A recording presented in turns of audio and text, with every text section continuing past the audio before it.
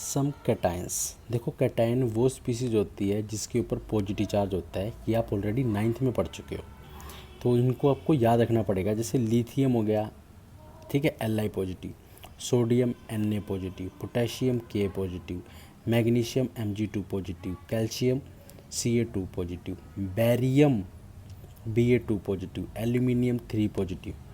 देखो मर्क्यूरिक, इसके अंदर मर्क्यूरी 2 पॉजिटिव होता है, Hg2 पॉजिटिव। अगर आयरन Fe2 पॉजिटिव में होएगा तो वो फेरस होएगा, अगर Fe3 पॉजिटिव में होएगा तो वो फेरिक होगा। क्यूप्यूरस Cu1 पॉजिटिव और क्यूप्यूरिक के अंदर Cu2 positive. Silver Ag1 positive होता है, जिंक Zn2 पॉजिटिव और लेड को हम क्या लिखते हैं, Pb2 पॉजिटिव। ये वो मेटल्स या एलिमेंट्स हैं जिनके चार्ज के साथ ये नॉर्मल डिफाइन होते हैं, ठीक है। इसी के साथ देखो क्या है, एनायंस। एनायन वो स्पीसीज होगी जिसके ऊपर नेगेटिव चार्ज होगा, जैसे क्लोराइड, फ्लोराइड और आयोडाइड। इसके ऊपर देखो IdE। ऑक्साइड लिखा जाएगा तो 2 नेगेटिव, सल्फेट लिखा जाएगा तो SO4 2 negative, carbonate CO3 2 negative, hydrogen carbonate HCO3 1 negative या बाइकार्बोनेट भी बोलते हैं। सल्फाइड है ये H2 negative, nitrate NO3 1 negative और हाइड्रोक्साइड OH नेगेटिव। ये आपको याद रखने पड़ेंगे जब हम इनका केमिकल, ठीक है, फॉर्मूला बनाएंगे। ये आप 9th में पढ़ चुके हो।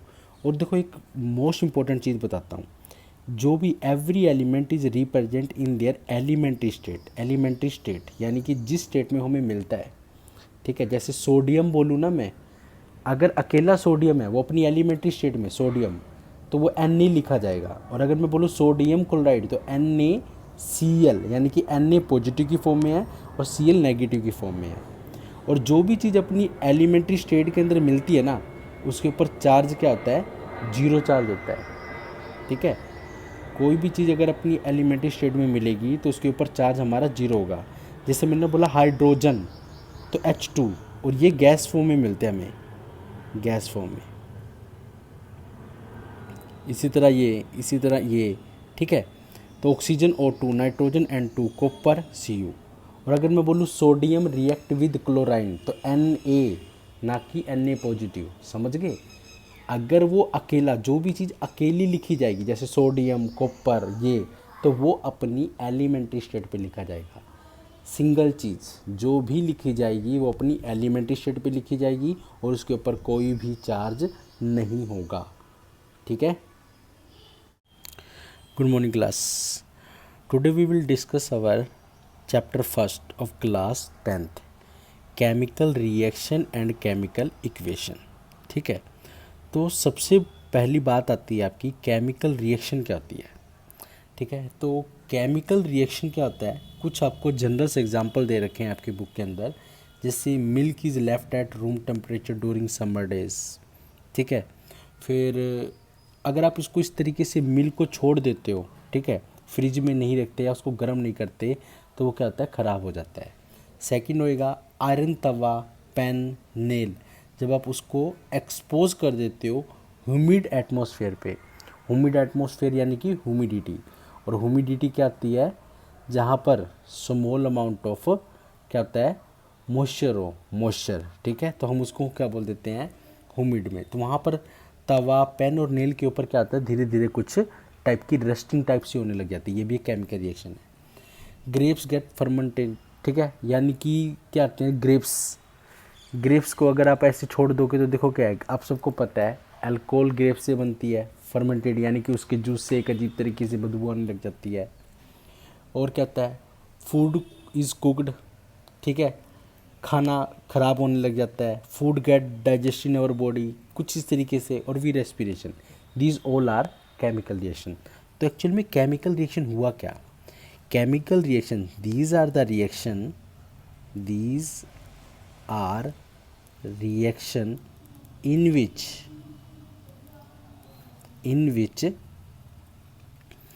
one or two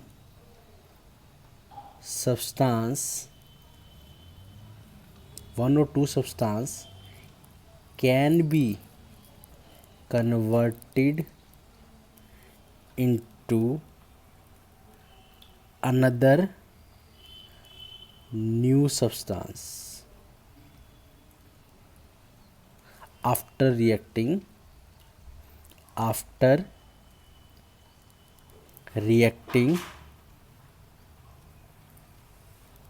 with each other.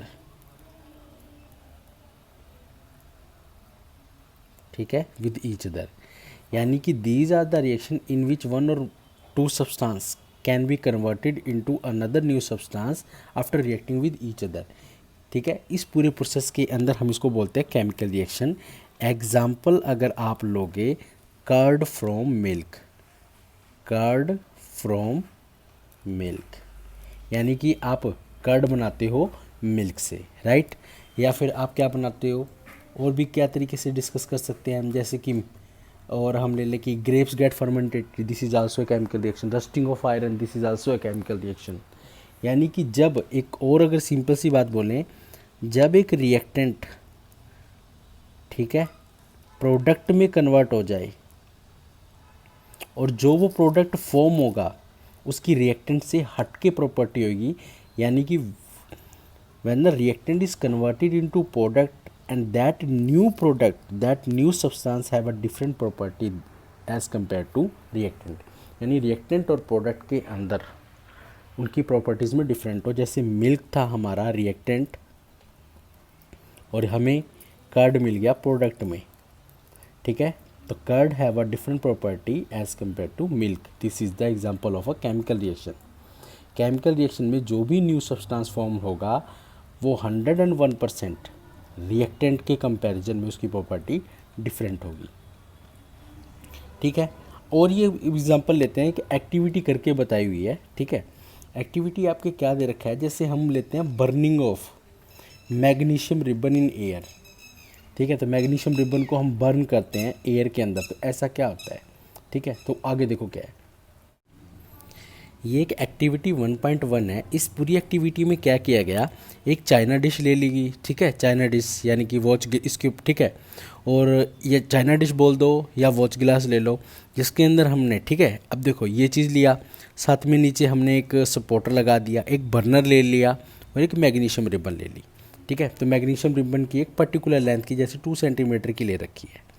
ठीक है, अब आप सबको पता है मैग्नीशियम रिबन, जो आपने डायरेक्टली मैग्नीशियम रिबन लिया, ठीक है, और अगर उसको आप बिना रब करके बर्न कराने की कोशिश करोगे, जलाने की कोशिश करोगे, तो वो बर्न नहीं होगा. जैसे ही आप उसके अंदर फायर लगाओगे तो थोड़ा थोड़ा जलेगा और फिर वो जल्दी बुझ जाएगा. फिर यहाँ पर एक क्वेश्चन आ जाता है, ठीक है, कि मैग्नीशियम रिबन को बर्न करने से पहले रब क्यों किया जाता है. ठीक है, ठीक है, तो मैग्नीशियम रिबन को बर्न करने से पहले रब इसलिए किया जाता है क्योंकि मैग्नीशियम रिबन, ठीक है, मैग्नीशियम रिबन है, जो कि मैग्नीशियम, जो एक रिबन है जो मैग्नीशियम से बना है. मैग्नीशियम एक हमारी रिएक्टिव मेटल है. रिएक्टिव मेटल क्या होता है, जो इन्वायरमेंट में ऑक्सीजन गैस से या अदर गैसेस से रिएक्ट करके उसके ऊपर एक लेयर फॉर्मेशन हो जाती है. ठीक है, ऑक्साइड की, और वो ऑक्साइड की लेयर उसको प्रोटेक्ट करती है बर्न करने से. इसीलिए हम उसको क्या करते हैं, बर्न करने से पहले रब कर लेते हैं, और रब करने के बाद मैग्नीशियम की वो प्रोटेक्टिव लेयर क्या होती है, ब्रेक डाउन हो जाती है, जिसकी वजह से उसको बर्न करने में ईजी होता है. ठीक है, और जब इस मैग्नीशियम रिबन को बर्न करोगे तो जो पाउडर फॉर्म में मिलेगा हमें, वो मैग्नीशियम ऑक्साइड मिलेगा. ठीक है, तो उसकी रिएक्शन कैसे होगी वो हम इधर देखते हैं. Why should a magnesium ribbon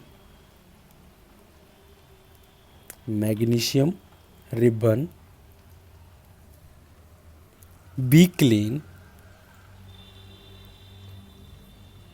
before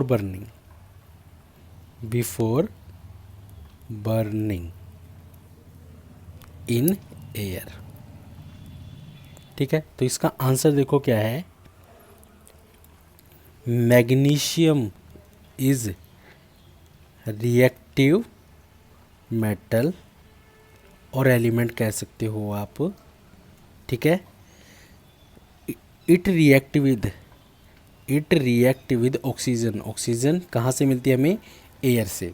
reactive होने की वजह से ये ऑक्सीजन से क्या करता है, रिएक्ट कर लेता है, और मैग्नीशियम ऑक्साइड, ठीक है, magnesium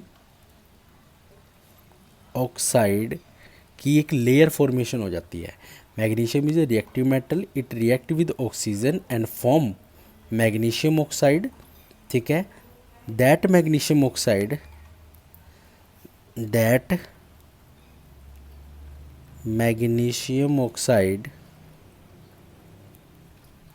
act as protective layer, ठीक है।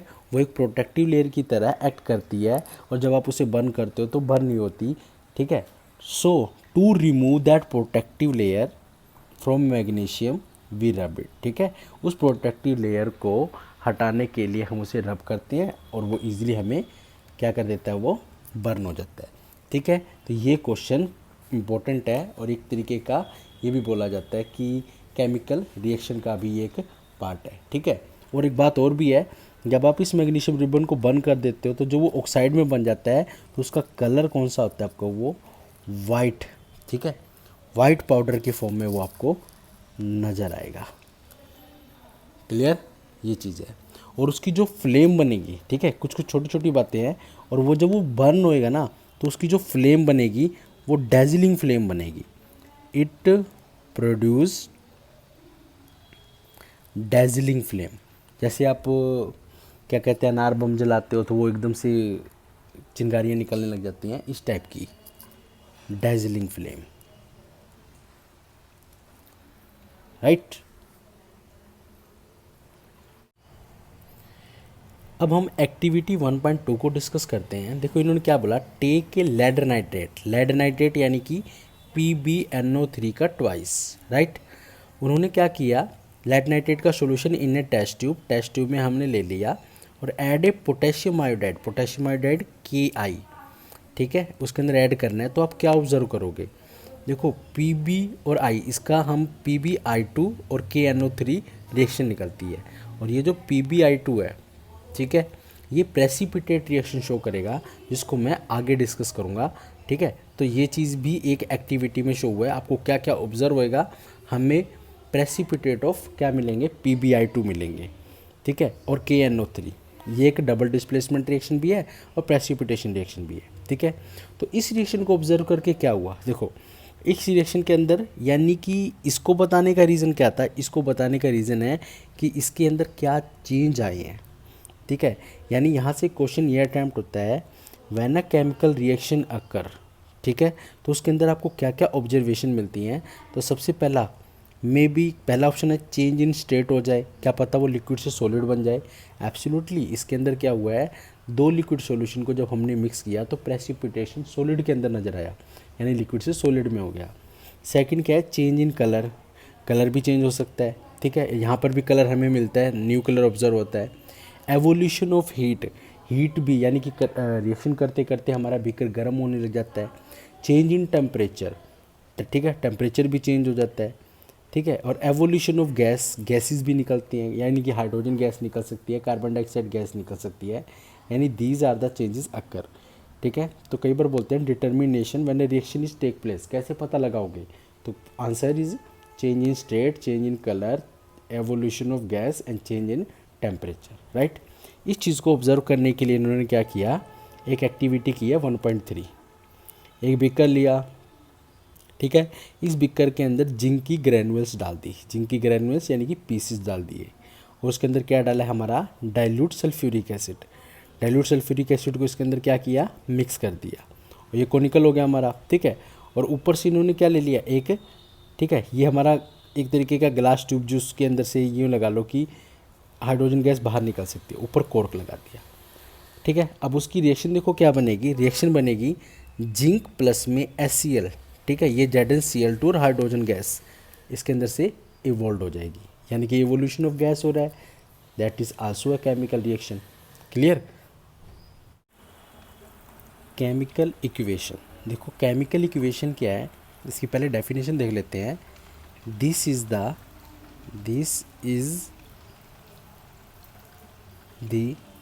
symbolic representation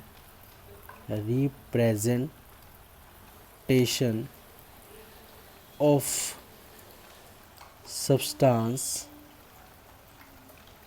इन ए केमिकल रिएक्शन, इन ए केमिकल रिएक्शन, यानी कि किसी भी सब्सटेंस का सिंबॉलिक रिप्रेजेंटेशन अगर हम उस केमिकल रिएक्शन के अंदर करते हैं, that is known as chemical equation. Example ले लेता हूँ मैं, जैसे हमने लिखा hydrogen react with oxygen, it will provide dihydrogen oxide। देखो हाइड्रोजन को हम सिंबॉलिक रिप्रेजेंटेशन H2 में प्रेजेंट करते हैं, ऑक्सीजन का सिंबॉलिक रिप्रेजेंटेशन O2 में प्रेजेंट करते हैं, और हमें जो मिलता है डाईहाइड्रोजन ऑक्साइड यानी H2O। ठीक है, तो ये केमिकल यानी कि इस सब्सटेंस को केमिकल सिंबॉलिक में प्रेजेंट किया, इसको O2 को O2 में किया, डाईहाइड्रोजन ऑक्साइड इस पूरे सब्सटेंस को या कंपाउंड को एक सिंबॉलिक रिप्रेजेंटेशन दिया, इसी को हम क्या बोलते हैं, केमिकल इक्वेशन। ठीक है, और इसको हम इस जो तीर के निशान को बोलते हैं गिव राइज गोस टू, इससे पहले वाली पूरी चीज़ को हम क्या बोलते हैं, रिएक्टेंट। ठीक है, और इस पूरी चीज़ को हम क्या बोलते हैं, जो आपके राइट हैंड साइड है, प्रोडक्ट। रिएक्टेंट कौन से होते हैं, जो आपस में रिएक्ट करते हैं, और प्रोडक्ट कौन सा होता है, जो हमारे न्यू सब्सटेंस फॉर्म्ड होता है, उसको हम क्या बोलते हैं, प्रोडक्ट बोलते हैं। यानी this is the left hand side and that is the right hand side. Clear.